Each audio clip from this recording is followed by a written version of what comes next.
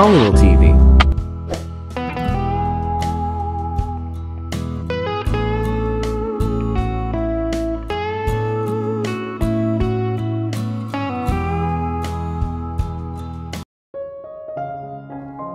Nag-e-emote si Yaya Melda habang tinutulungan nito si Laila sa pag-eempake ng mga gamit niya. Maninibago ako tiyak pagising ko sa umaga na wala na ako ipaghahain ng almusal. Hindi na kita mamamasahe kapag sumasakit ang likod mo sa gabi. Yaya, hindi naman ako masyadong lalayo. Huwag ka nga kayong OA. Halos 10 minutes lang ang layo ng townhouse ni Chris dito. Sabi niya, mapapadalas pa rin ako dito. Baka nga sa umaga ay naririto ako habang nasa trabaho si Chris. Kahit na, iba pa rin syempre yung araw-araw o kaya oras-oras ay naririto ka. Bakit kasi hindi na lang si Chris ang lumipat dito? Hindi ho yun papayag. Ma-pride kasi, sabi niya. Napahinto ito sa pagtutupi ng mga damit at saka tiningnan siya. Kailangan mo ba ng naging boyfriend ng Chris na yon? Saglit na nag-isip siya sa isasagot. Bago pa mamatay si Mama Yaya, pagsisinungaling niya. Nakapagtataka lang kasi, kilala kita iha, open at madaldal ka, pero itong tungkol kay Chris, saka ko lang nalaman nang ipinagtapat mo ng buntis ka. Bakit kailangan mo pang itago iyon samantalang maipagmamalaki mo naman ang katulad niya? Yaya, masyado kasing mabilis, kahit ako hindi ako sigurado kung tama ang ginawa ko. Kamamatay lang halos ni Justin. Biglang umilap ang matatag niya. Anyway, huwag na natin pag-usapan yon. Ang importante, nagmamahalan kami ni Chris at magkakaroon kami ng baby. Nagmamahalan nga kayo, pero bakit hindi ko mabanaag ang tunay na kaligayahan sa mukha mo? Ho? Kilala kita kahit nung bata ka pa, Laila, at alam ko kung kailan ka totoong masaya at kung kailan ka nagpapanggap lang. Nataranta siya. Napatayo na lang siya mula sa gilid ng kama. Kunwari ay may kinuhang damit sa loob ng French cabinet para makaiwas sa mapanuring mga mata ng matanda. Ikaw talaga, Yaya? Siyempre naman masaya ako, no? Nami-misinterpret mo lang ang kilos ko. Dala lang siguro to ng paglilihi, Yaya. Hormones ba? Iniba agad niya ang pag-uusap ng inlingunin ito. Yaya, sumama muna kayo sa amin ni Chris mamayang hapon kapag sinundo niya ako rito para matulungan niyo ako sa pag-ayos ng gamit ko. Sige, para naman makita ko kung saan ka titira at para alam ko kung saan kita pupuntahan kapag namimiss na kita o kung anuman. Natigilan siya. Mukhang mali ang ginawa niyang pag-iimbita sa matanda mamayang hapon. Patay, paano kapag mapadalas ang biglaang pagpunta nila to sa townhouse ni Chris? Paano kung may masagap ang matalas na radar nito tungkol sa tunay na estado ng relasyon nila ng lalaki? Bahala na. Naisaloob na lang niya. Dumating sa bahay nila si Laila at si Chris. Magmerienda ka muna, sabi ng kanyang ama. Kagagaling mo lang sa opisina, hindi ba? Opo, tito, tugon ni Chris. Tigilan mo na ang pagtawag sa akin ng tito, saway nito sa binata. Mula ngayon, sanayin mo ng sarili mo sa pagtawag ng papa sa akin.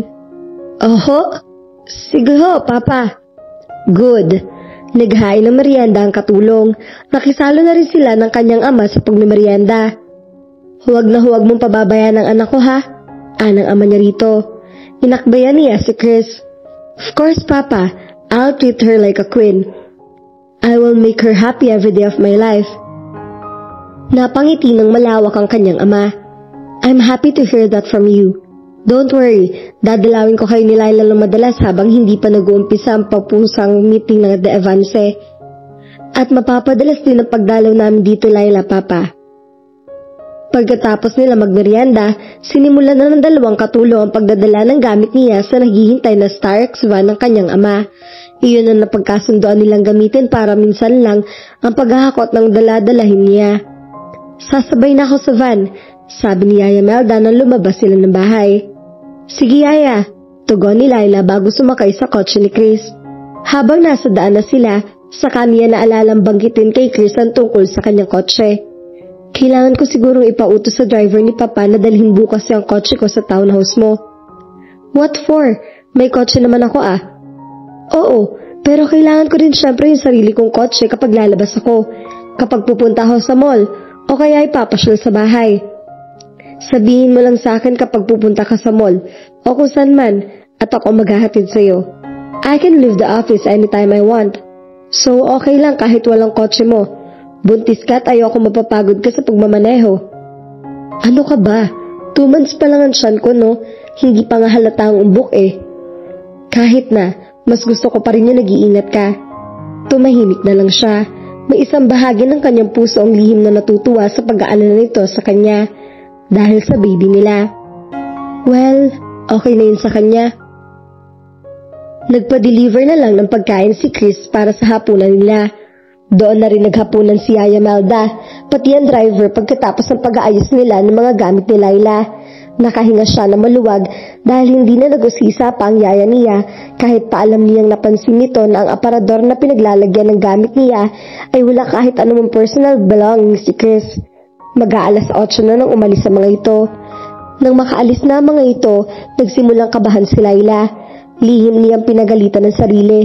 Dapat ay mag-relax lang siya dahil wala talaga siyang dapat ikabahala. Magkahiwalay naman sila ng silid ni Chris at pagsasama nilang iyon ay ang hindi makakahulugan na magsasama sila bilang tunay na mag-asawa. Pero sa isang banda, naisip din niya na ano pa ba ang dapat niya ay pag-alala kung sakaling may mamagitan sa kanila ni Chris intimately. Nangyari na naman ang hindi dapat mangyari sa kanya. At kahit noong unang pagsasama nila ni Chris, noon ka siyang kinabahan o anuman pa. Ngayon pa ba siya makakaramdam ng nerbiyos gayong napatunayan na niyang magpapagkatiwalaan si Chris? Gusto mo ba magkape muna? Tanong nito, pumasok ito sa kwartong inuukapan niya. I mean, juice or gatas para sa'yo. Gusto sana niyang tagihan ang alok nito pero pumayag na rin siya. Marami pa kasi silang dapat pag-usapan. May mga katanungan siya na nangangailangan ng sagot. Juice lang?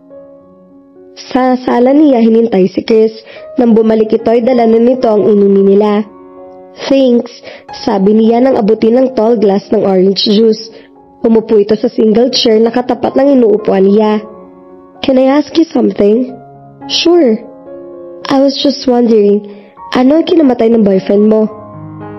Saglit na sumalit ang kalungkutan at pangungulila niya kay Justine. Hanggang ngayon ay masakit pa rin para sa kanya ang pagkamatay nito. Namatay siya sa hazing. Wala kaming kaalam-alam na sumali pala siya sa isang fraternity sa Maynila. Doon siya nag-aaral. Actually, naibalita yun sa TV. I'm sorry to hear that. Matagal mo na ba siyang boyfriend? Mahigit 1 year na sana kung hindi siya namatay. Hanggang ngayon, mahal mo pa rin siya, no? Ngumiti ito nang walang kabuhay-buhay. Mahirap kalimutan ang taong minahal mo, lalo't na wala siya ng ganun kabigla. Eh ikaw, anong kinamatay ng asawa mo? Car accident, nahulog sa bangin na minamaneho niyang kotse habang papunta siya sa Baguio. At gaya ng sa late boyfriend mo, naibalita rin yun sa TV.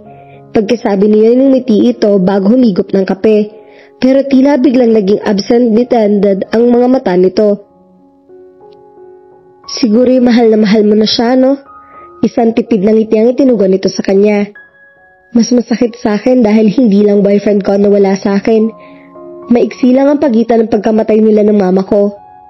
I understand how that must feel. Sumimsim siya ng juice at saka tumanaw sa bintana na malapit sa inuupuan niya bago ibinalik ang tingin dito. Anong oras ka nga pala pumapasok sa office? Around 8:30 dapat ay nakalis na ako dito. Bakit? Para alam ko kung anong oras ako gigising araw-araw nang makapagluto ako ng breakfast mo bago ka pumasok sa trabaho. Napangiti ito. You're going to do that? Of course. Talaga? Oo naman. Bakit parang gulat na gulat ka at hindi ka makapaniwala? Well, that will look like we're really husband and wife kapag gumigising ako sa umaga at may nakahanda ng almusal sa mesa. Don't you think? Hindi na rin niya napigilang ngumiti. It's my way of saying thanks dahil hindi mo ako tinanggihan sa ipinagkausap ko sa'yo. You don't need to thank me. May responsibilidad din na naman ako sa'yo. Mas hindi ko matatanggap kung inilihim mo sa akin yan. Ngumiti na lang siya bilang reaksyon sa sinabi nito. She was very glad indeed. Maagang nagigising sa umaga si Laila mula nang tumira siya sa bahay ni Chris. Dumiretso na siya sa kusina para magluto ng almusal nito. Alas 7 ito magigising at kapag nilalapitan na siya nito nasa kusina ay inihahanda niya agad ang kape nito. Nagsasalo sila sa almusal at eksaktong 8:30 yung maalis na ito para pumasok sa trabaho. Sa buong araw na nasa trabaho ito, halos oras-oras ay tinatawagan siya nito sa telepono para kamustahin ito at itanong kung anong ginagawa niya. Palagi rin itong pinapaalala na huwag niyang kakaligtaang kumain sa tamang oras, saka pinag-iingat siya sa pagkilos sa loob ng bahay. Lahat ng mga simpleng pag-aalala ni Chris ay nagdudulot ng kasiyahan sa puso niya. Everything was going on smoothly. Wala siyang nasisilip na problema. Mabait at malalahanin si Chris. Medyo halata ng tiyan mo, sabi nito isang umaga habang pinagmamasdan siya habang nakatayo siya sa kitchen counter at nagtitimpla ng kape nito. Oo nga tugon niya. Let's go shopping this Saturday. Kailangan mo nang mamili ng maternity dress. Oo, sige. Shopping tayo sa Saturday. Pagdating ng Sabado, maaga pa'y nasa Robinson's Place na sila. Bukod sa maternity dress, namili rin ito ng house dress para sa kanya, pati ng mga flat sandals at iba pang damit na pangalis. Natawa siya nang kunin nito sa rack ang isang pulang bestida saka lumapit sa kanya. I think this dress will look good on you. Pinasadahan niya ng tingin damit. Cut iyon at medyo tight-fitting sa baywang. Naku, hindi ko na maisusuot yan. 30 na waistline ko. Pwede mong isuot ito kapag nakapanganak ka na. Naku, matagal pa yon. Wag na. I insist, sabi nito. Chris? Shh, napailing na lang siya. Inabot sila ng halos maghapon sa loob ng mall. Hindi magkanda-ugaga si Chris sa kabibitbit ng mga pinamili nila. Akin na nga ang iba, sabi niya. No, kaya ko na to. Bago sila umuwi, dumaan muna sila sa isang pizza parlor at nag-order ito ng family-size pizza. Iyon na ang hapunan nila habang kontentong nanonood ng TV. Kahit na wala na masyadong alam sa gawaing bahay, hindi naging mahirap kay Laila ang gampanan ng lahat ng mga iyon. Lalo pat dadalawa lang sila ni Chris. Sa paglalabay wala rin problema dahil may washing machine at dryer. May vacuum cleaner din kaya hindi siya hirap sa paglilinis. 6:00 ng hapon ay abala na siya sa paghahanda ng pagkain para sa hapunan. Maya-maya lang ipaparating na si Chris. Sinigang na baboy ang naisipan niyang iluto.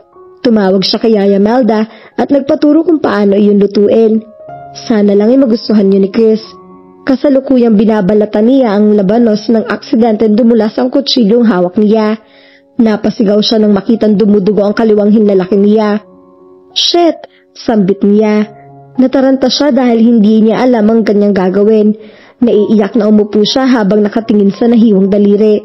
Iyon ang eksenang nadatnan ni Chris. Lumapit agad ito sa kanya.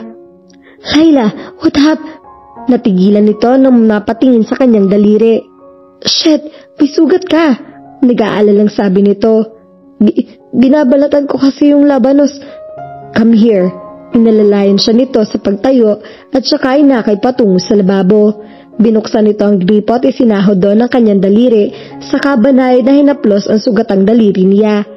Nang matiyak na malinis na iyon, ay saka siya pinagpabalik nito sa inuupuan niya. Hintayin mo ko rito. Patakulong lumabas ito ng kusina at pabalik niya ay dala na nito ang first aid kit. Gagamutin ko ang sugat mo, sabi nito. Naging mabilis ang pagkilos nito. Naglabas muna ito ng cotton ball at binuhusan niyo ng agwa oksinada. Saka ibinayad na idinampi sa daliri niya. Napapikit siya. Ramdam na ramdam niya ang pagsuyo sa bawat paggalaw ng palad nito. Ingat na ingat ito sa ginagawa. Nang dumilat siya at napatitig siya rito, may nabuhay na kung anong kakaibang damdamin sa dibdib niya para sa ama na ipinagbubuntis niya. Isinunod nito ang paghahatid ng betadine at ang huli, tinapalan nito ng bandage ang sugat niya. There, okay na. Anito, saka ngumiti. Mamayang gabi, bago ka matulog ililinisin ulit natin yan. Tumango siya. Maraming salamat, Chris. You're welcome. Tugon nito, saka tumayo. Maupo ka lang dyan, ako na magpapatuloy ng niluluto mo. Wag na, mabilis na tutol niya. Kaya ko namang tapusin yan eh. No, tanggi nito. I'll do it. Ano ba lulutuin mo? Sinigang na baboy. Hindi ako marunong nun. Turuan mo na lang ako kung paano lutuin. Sige. It was one of the nicest, most romantic dinners Laila had ever had. Para sa kanya, iyon din ang pinakamasarap dahil pinagtulungan nila iyon ni Chris.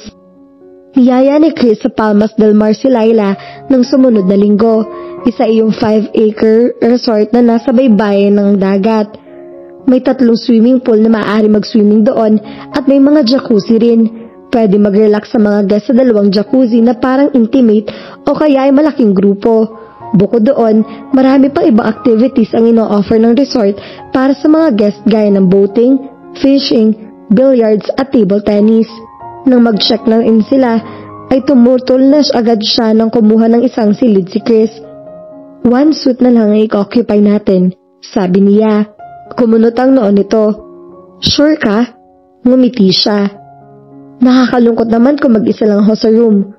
Boring, kumuha ka na lang ng suit na may 2 kama. Deal! Ang Marbella Suite ang kinuha ni Chris. Isa iyon sa 4 na premier suites ng resort na nagkakahalaga ng halos 5,000 piso sa isang araw. May 2 malaking kamang suite na iyon, may living room at kompleto sa gamit. Sana lang ay hindi tayo magkailangan kapag magkasama na tayo sa iisang kwarto, sabi ni Chris habang nilalabas nila mga gamit nila mula sa kanya-kanyang backpack. Mahigit 2 weeks na tayo magkasama sa bahay, Chris. Relax na akong kasama ka, no? I'm glad to hear that. And don't worry, hindi naman kita gagasain. Nakangisim biro nito. Over my dead body. Natawa siya. Unless gusto mo pa magpa-rape sa akin, patuloy na pagbibiro nito. Feeling ka dyan, aniya, saka pinatirik ang mga mata. Nagtawanan na lang sila. Para kay Laila, masasabi niyang matalik na kaibigan niya si Chris ngayon. Natutuwa siya sa friendship na nabuo sa pagitan nila. Sa nakalipas sa 2 linggo, naging maayos ang lahat sa kanila. Walang pasakitan ng damdamin na nangyari. Halatang enjoy sila sa company ng isa't isa. Alam niyang magiging maayos ang lagay nila hanggang sa makapanganak siya. And she was really happy for that. Wala na siya may rereklamo pa. Pagkatapos sila mag-lunch sa restaurant na nais nila, sa loob mismo ng resort ay nagkayayaan silang maligo sa pool. Nauna ito nagbihis ng damit pampaligo. At pagkalabas nito ng banyo, lihim na humanga si Laila sa kakisigan nito. Makipot ang swimsuit trunk na suot nito at nagmumutok ang muscle sa mga hita nito. Hindi lang muscle sa nagmumura, Laila. Pilyang sabi niya sa sarili. Pati yung gusto yatang maghormentado. Namula mga pisngi niya nang mahuli siya ni Chris na nakatitig siya sa ibabang bahagi ng katawan nito. Nagpatay mali siya na lang siya at diretsong pumasok sa loob ng banyo. 2 ang dala niyang swimsuit, iyong mga floral design ang napili niyang isusuot. Ilang beses niyang sinipat ang sarili sa salamin. Kahit na halata ang umbok ng kanyang tiyan, may figura pa rin naman ang katawan niya. Hantada pa rin sa kaseksihan niya. Paglabas niya ng banyo, si Chris naman ang nahuli niyang natulala habang nakatingin sa kanya. Nag-init ang magkabilang pisngi niya. I'm ready, sabi na lang niya. Lumapit ito sa kanya at hinawakan na siya sa braso. Let's go then. At dito na po nagtatapos ang ating kwento.